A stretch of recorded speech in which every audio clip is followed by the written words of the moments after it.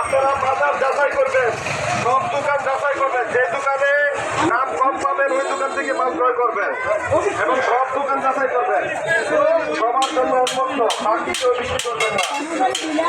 বাকি আসতেছি বলতে খরচ রাখতে দিবেন। এই মিনোরা আমার খোলাপিটা দেন উত্তর পাশে, বাজারের উত্তর হচ্ছে মিনোরা আমার খোলাপিটা আছে, লাভিয়া দেয়া যায় না। উত্তর পাশে উদয় নেন, উদয় 40 টাকা।